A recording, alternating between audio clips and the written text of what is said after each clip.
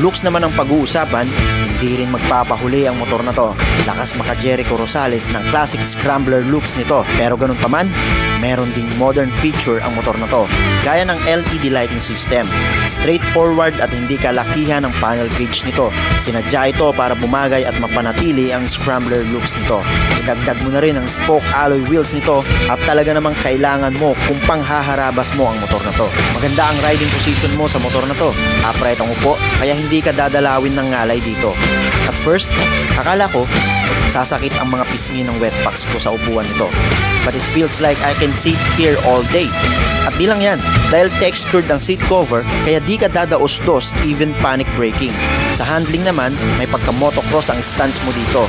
Since mataas ang ground clearance, mataas ang handlebar at malaki ang diameter ng front wheel. Sa presyo nitong 835,000 pesos, meron ka ng big bike na kayang gisingin ang